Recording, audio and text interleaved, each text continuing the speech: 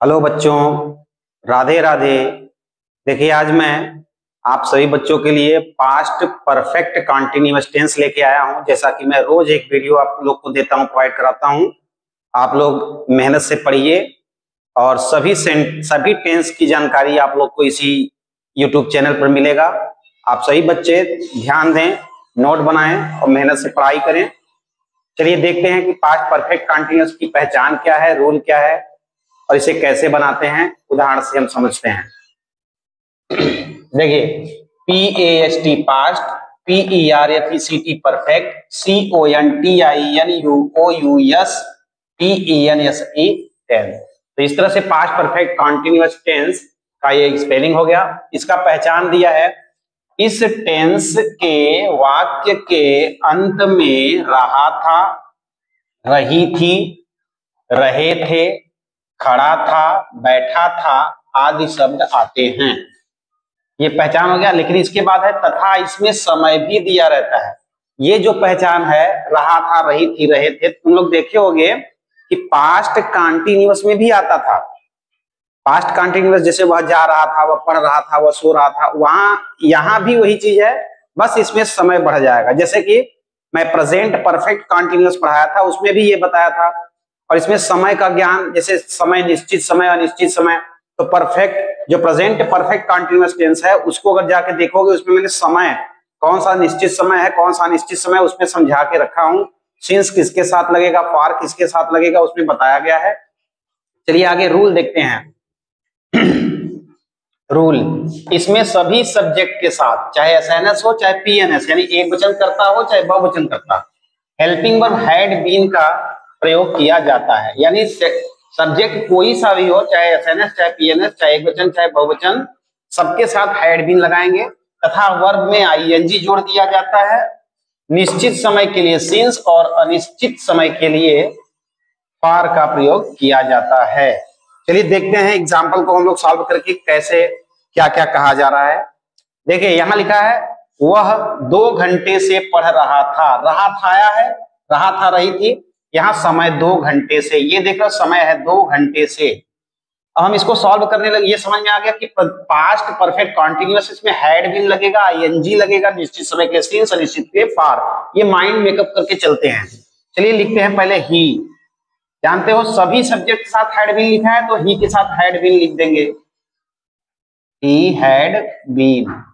उसके बाद वर्ब में आईएनजी, पढ़ना की अंग्रेजी में रीडिंग, रीड में रीडिंग कर देंगे, ही हैड बीन रीडिंग। अब समय है 2 घंटे से, तो मेरा जो चार्ट था प्रेजेंट परफेक्ट कंटीन्यूअस में, उसमें जाके समय वाला चार्ट देख लो, पढ़ लो, उसको याद कर लो। उसमें 2 घंटे से के लिए लिखा हुआ है फॉर 2 आवर्स। ठीक है, समझ रहे हो? चाहो तो यहां डिजिट भी लिख सकते हो 2, इस तरह से 2 आप चाहो तो लिख दो, लेकिन दोनों सही है, चाहे ये लिखो चाहे वो। तो समझ में आ रहा है? सब्जेक्ट लिख दो, फिर हैड बीन लिख दो, फिर वर्ब में आईएनजी लिख दो, फिर सिंस फॉर का प्रयोग करो, उसके बाद जो समय दिया है उसको लिख दो। देखो अगर घंटे दिया हो तो आवर्स लिखा करो, अगर बजे दे तो ओ क्लॉक लिखा करो। ठीक है, समझ में आ गया? चलिए अब इसके आगे हम लोग देखते हैं निगेटिव सेंटेंस कैसे सॉल्व होगा, उसको बताएंगे।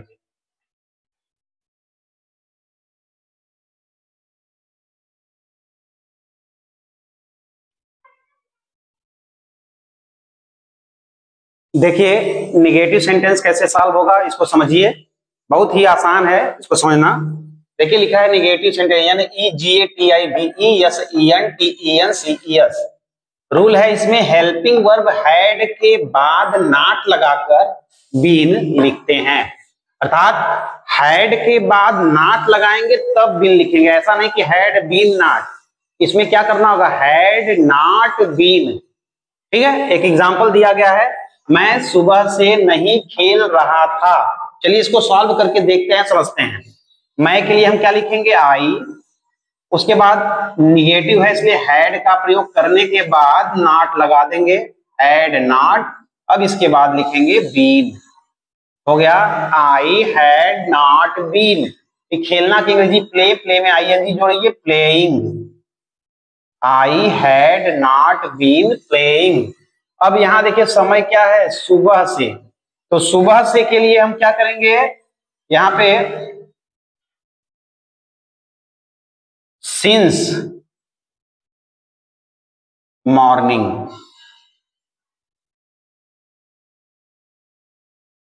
ये हो गया I had not been playing since morning. समझ में आ रहा है?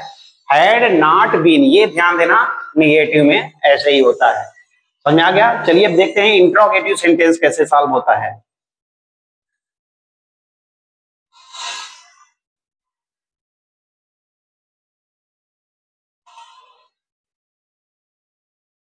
चलिए अब निगेटिव सेंटेंस के बाद देखते हैं इंट्रोगेटिव सेंटेंस। जैसे कि आप सभी को पता होगा इंट्रोगेटिव सेंटेंस दो प्रकार के होते हैं। फर्स्ट रूल जो होता है, फर्स्ट टाइप जो होता है क्या से शुरू होने वाला वाक्य, और सेकेंड टाइप जो होता है वह प्रश्नवाचक शब्द बीच में आता है। तो सबसे पहले हम फर्स्ट टाइप देखते हैं, इसको समझते हैं एक एग्जांपल के द्वारा। इसका रूल देखिए, लिखा है जब वाक्य क्या से शुरू होता है तो हेल्पिंग वर्ब हैड सबसे पहले लेते हैं, इसके बाद सब्जेक्ट लिखते हैं, फिर बीन लिखते हैं, फिर वर्ब में आईएनजी लिखते हैं। हमने पूरा डिटेल दे दिया कि सबसे पहले हमको करना क्या है। तो चलिए देखते हैं यहाँ पे जैसे जैसे बताया गया वैसे से करते हैं। सबसे पहले क्या से शुरू होता है तो हैड लगाएंगे, तो चलिए हैड लगा दिए। उसके बाद कहा है सबसे पहले हैड लिखते हैं, इसके बाद सब्जेक्ट लिखते हैं, तो सब्जेक्ट क्या है वह ही लिख देते हैं, हैड ही लिख लेते हैं। इसके बाद सब्जेक्ट लिखते हैं, फिर बीन, चलिए बीन भी लिख देते हैं। इसके बाद वर्ब में आईएनजी। तो देखिए हैड के लिए अरे क्या के लिए पहले हैड, फिर सब्जेक्ट, फिर बीन हो गया। अब वर्ब में आईएनजी पढ़ना है तो रीडिंग, रीड माने पढ़ना, उसका ING form reading. Had he been reading. अब 2 बजे से है, यहां देखिए समय 2 बजे से है, तो बजे जो होता है वो सिंस से होता है, तो सिंस 2 o'clock। ध्यान दीजिए मैंने बताया था शुरू में, अगर घंटे से आए तो आवर और बजे से आए तो क्लॉक, ओ क्लॉक लिखते हैं। इस तरह से ये इंट्रोगेटिव का जो है फर्स्ट रूल बता दिया मैंने, आप ध्यान से देख लीजिए। अगर स्क्रीनशॉट चाहिए तो स्क्रीनशॉट ले लीजिए इसको पढ़ने के लिए, लिखने के लिए। चलिए अब शुरू करते हैं second part, sorry second rule interrogative का।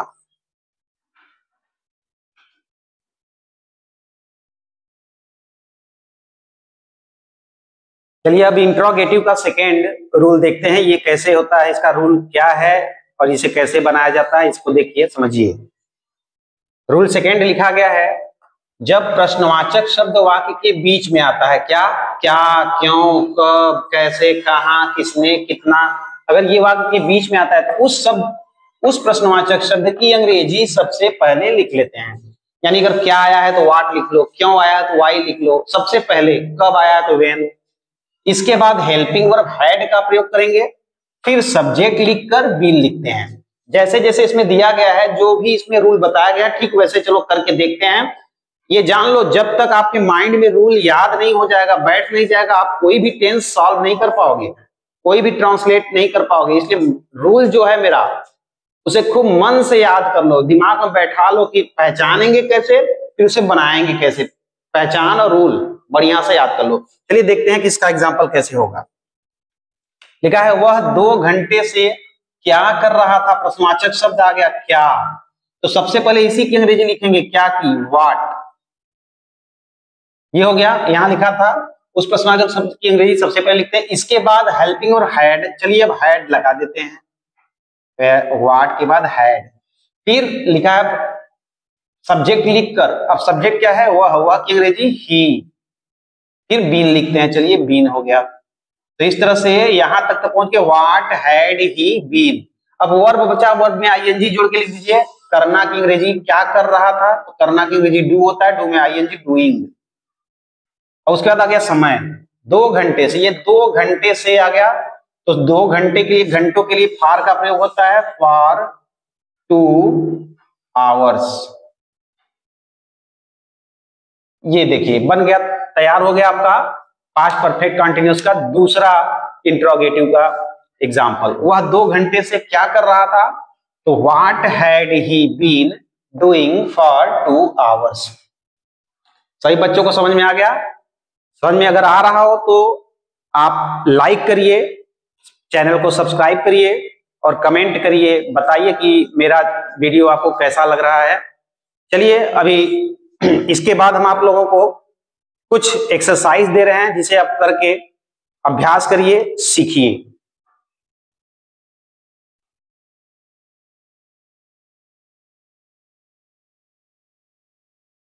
आप सभी बच्चे पास्ट परफेक्ट कंटीन्यूअस टेंस का ये एक्सरसाइज मैंने दिया है, इसे सॉल्व कर लो।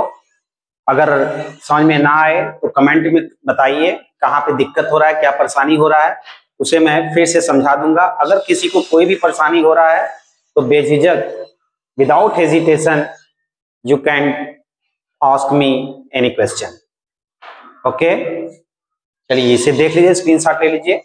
उसके बाद फिर मिलते हैं अगले वीडियो में। अगर वीडियो आपको पसंद आया हो तो लाइक करिए और चैनल को सब्सक्राइब करिए। धन्यवाद।